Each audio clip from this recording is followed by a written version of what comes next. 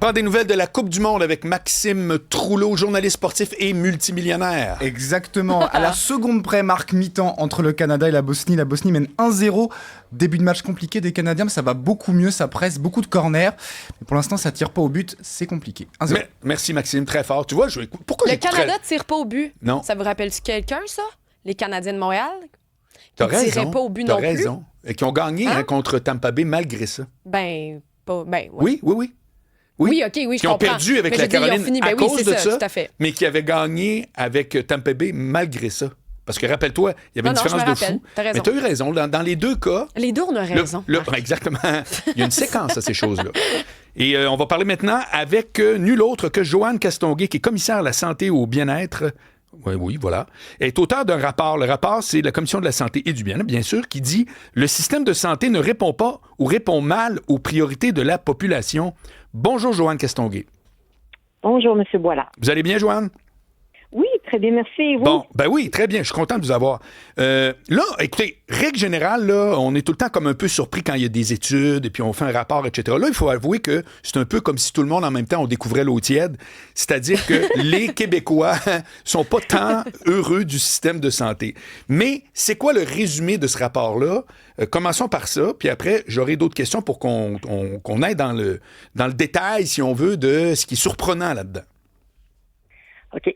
Alors, le résumé, c'est une grosse étude, difficile à résumer, mais je dirais qu'il y a 4 principales idées qui ressortent du résumé. C'est d'abord, la première, puis je pense qu'elle est importante de souligner, là, c'est que notre système, malgré tout ce qu'on dit, produit des résultats de santé qui sont positifs. Alors, je pense que ça, il faut le retenir. Mais, il y a des gros mais. La première, je dirais qu'on a des besoins de réalignement qui sont importants.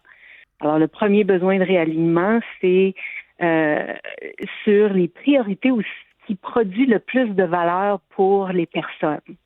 Alors, parmi ce qui produit le plus de valeur pour la population, il y a l'efficacité des soins, évidemment, mais il y a aussi l'accès et la convivialité du système, 2 éléments sur lesquels notre système reçoit pas la satisfaction qu'il devrait de la part de la population. L'autre élément où il y a un besoin d'alignement, c'est que nos systèmes, nos services spécialisés sont sont excellents quand on les compare au reste de l'OCDE.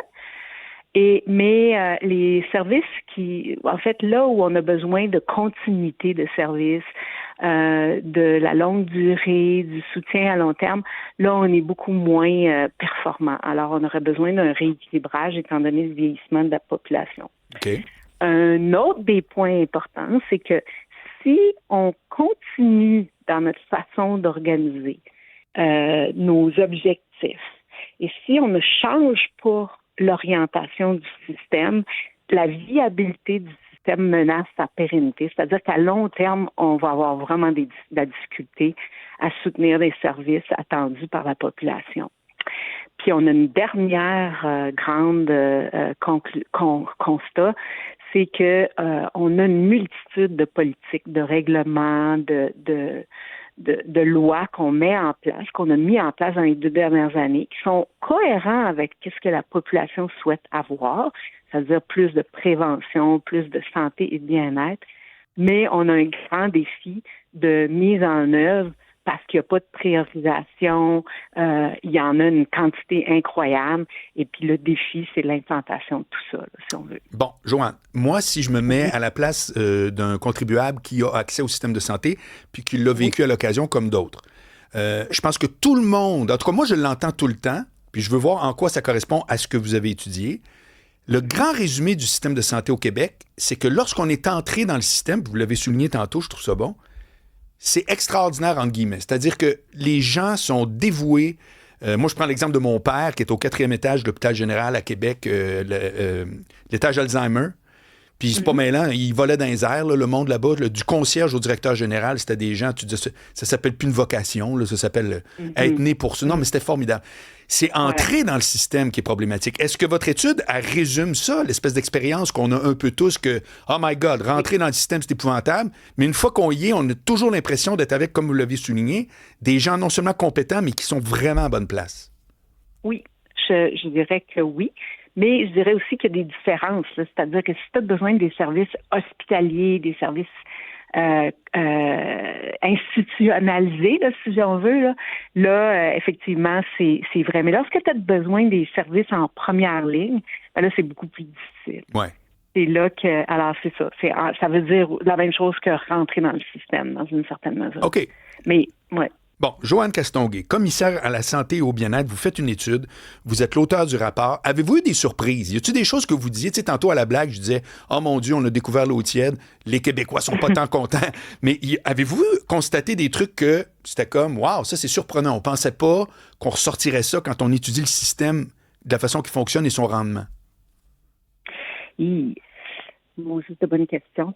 Je dirais peut-être, je pense que je ferais une fleur au système dans une certaine mesure parce que les services spécialisés, là, notamment en cancérologie, là, sont vraiment excellents, puis ça ressort. Là. Okay. Alors ça, je trouve ça vraiment bien. L'autre élément, puis c'est pas nouveau, là, mais ce qui est surprenant, c'est la santé de la population. C'est-à-dire que quand on regarde la longévité l'espérance de vie des personnes à 65 ans, là, elle est 20,8 années.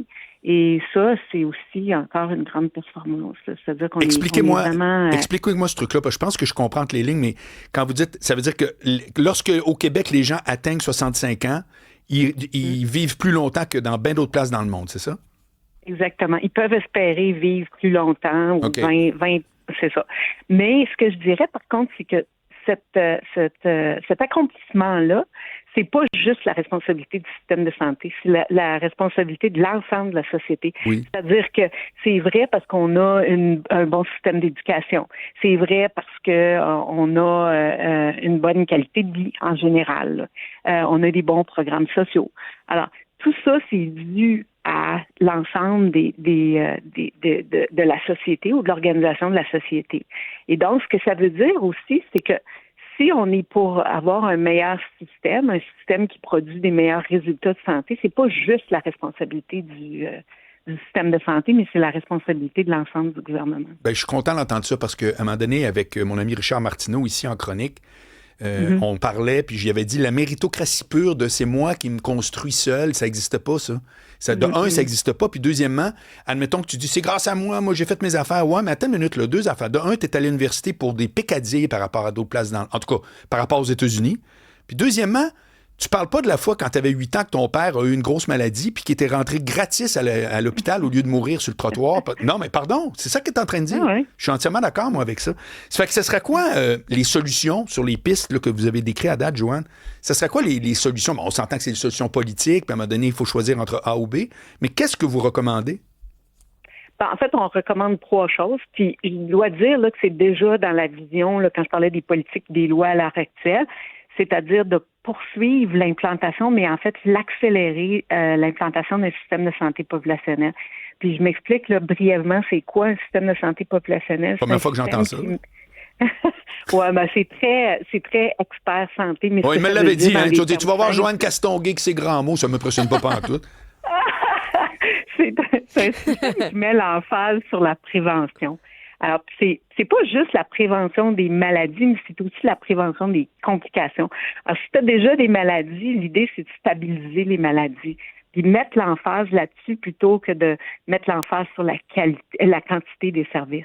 Donc, si tu mets l'emphase, tout le monde essaye de prévenir. Puis quand je dis tout le monde, c'est en équipe. On essaye d'offrir un environnement et des services qui vont prévenir les problèmes de santé, si on veut, les complications.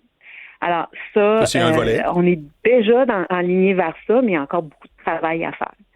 La deuxième, c'est de réaligner. Tu sais, on disait tantôt, il y avait des enjeux, des priorités sur, par exemple, les soins et les soins spécialisés, qu'on était excellents, puis qu'on avait besoin d'un peu mieux mettre plus d'efforts vers les soins primaires. Peut-être un peu d'équilibre là-dedans, oui. Les soins primaires ou les soins de longue durée. Puis finalement, informer davantage la population sur les enjeux auxquels le système fait face.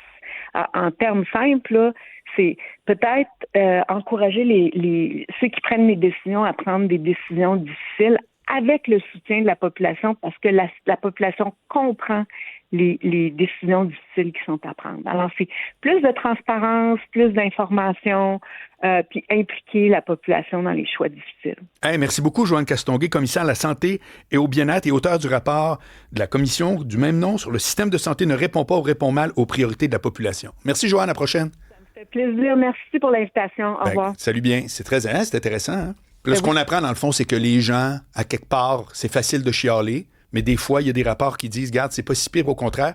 Puis moi, je trouve ça très intéressant.